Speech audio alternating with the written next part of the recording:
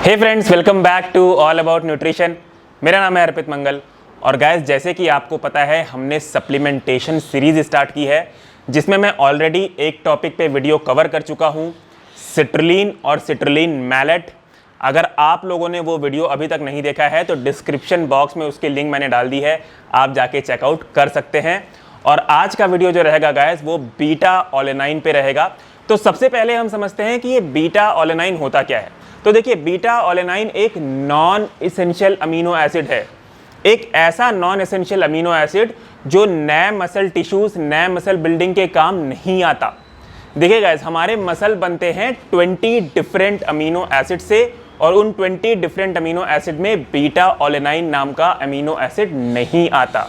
इसीलिए बीटा ओलेनाइन को हम नॉन प्रोटियोजेनिक अमीनो एसिड भी बोलते हैं।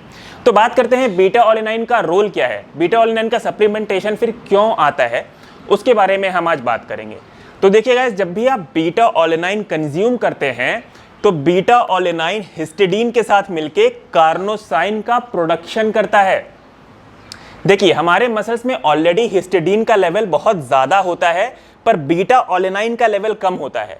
जैसे ही आप बीटा ओलेनाइन का सप्लीमेंट लेते हैं, बीटा ओलेनाइन का लेवल भी बढ़ जाता है और ये हिस्टिडीन के साथ मिलके आपके मसल्स में कार्नोसाइन का प्रोडक्शन करता है, कार्नोसाइन का लेवल आपके मसल में बढ़ा देता है। अब बात करते हैं कार्नोसाइन का रोल क्या है।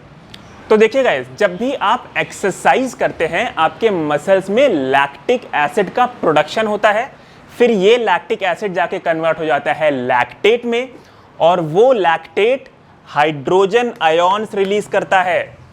ये हाइड्रोजन आयॉन्स आपके मसल्स का पीएच ड्रॉप कर देते हैं, रिड्यूस कर देते हैं, जिसकी वजह से आपके मसल्स का एनवायरनमेंट एसिडिक हो जाता है। और अगर मसल्स का एनवायरनमेंट एसिडिक हो गया तो मसल फटीग हो जाता है, मतलब मसल थक जाता है। और आपका मसल अगर थक गया तो आपकी परफॉर्मेंस डिक्रीज हो जाती है। पर अगर आप बीटा ओलेनाइन का सप्लीमेंट लेते हैं तो उससे मिला कार्नोसाइन क्या करता है, वो इन हाइड्रोजन आयॉन्स को रिड्यूस करता है, बफर करता है, जिसकी वजह से मसल का पीएच बना रहता है, मसल का एनवायरनमेंट एसिडिक नहीं होता और आपकी परफॉर्मेंस बरकरार रहती है, आपकी परफॉर्मेंस कंपैरेटिवली अच्छी रहती है। तो ये फायदा होता है कार्नोसाइन का। एक बहुत ही इंपॉर्टेंट चीज आप लोगों को और बताना चाहूंगा, कार्नोसाइन के सप्लीमेंट डायरेक्टली भी आते हैं, पर अकॉर्डिंग टू साइंस और रिसर्च अगर आप डायरेक्टली कार्नोसाइन का सप्लीमेंट लेंगे तो वो फेल है, वो आपकी बॉडी में हेल्प नहीं करेगा। इसीलिए नीड आई बीटा ओलेनाइन सप्लीमेंट की, ताकि आप बीटा ओलेनाइन सप्लीमेंट लेके अपने बॉडी में कार्नोसाइन तैयार करें। तो गाइज, ये रोल है बीटा ओलेनाइन सप्लीमेंट का। अब हम बात कर लेते हैं डोजेज का। तो देखिए, पूरे दिन में आपको बीटा ओलेनाइन 6 ग्राम लेना है। आप इसे 3 डोजेज में डिवाइड कर लें। पहली डोज जो कि 2 ग्राम की बनेगी वो आपको लेनी है सुबह खाली पेट। दूसरी डोज आप 2 ग्राम की ले सकते हैं प्री वर्कआउट। तीसरी डोज 2 ग्राम की आप ले सकते हैं अपने पोस्ट वर्कआउट शेक में। अगर आप इसे सिर्फ 2 बार कंज्यूम करना चाहें तो आप 3 ग्राम प्री वर्कआउट ले लें और 3 ग्राम अपने पोस्ट वर्कआउट शेक में ले लें। देखिए गाइस, एक चीज का ध्यान हमेशा रखें, बीटा ओलेनाइन कभी भी आप सिंगल डोज में 3 ग्राम से ज्यादा ना लें, क्योंकि अगर आपने 3 ग्राम से ज्यादा बीटा ओलेनाइन सिंगल डोज में ले लिया तो ये एक टिंगलिंग सेंसेशन क्रिएट कर सकता है, पर्टिकुलरली आपके ईयर्स के एरिया में, आपके लिप्स के एरिया में, और साथ ही साथ ये आपकी बॉडी को थोड़ी वार्म फीलिंग देगा, मतलब थोड़ी गर्माहट की फीलिंग देगा, स्पेशली आपके नेक एरिया के पास, आपके पूरे फेस में।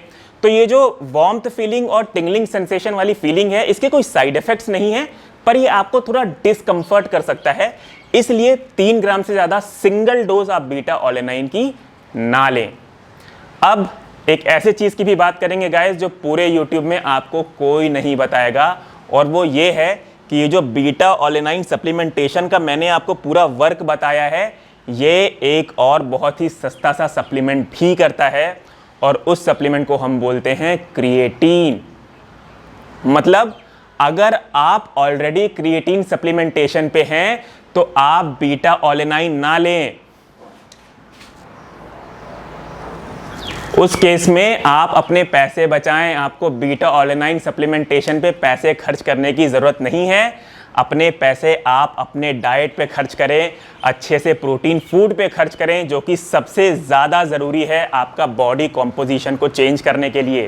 पर अगर आप क्रिएटिन सप्लीमेंट नहीं लेते तो उस कंडीशन में आपको बीटा ऑलेनाइन ज़रूर हेल्प करेगा, और उस कंडीशन में आप बीटा ऑलेनाइन सप्लीमेंट ले सकते हैं।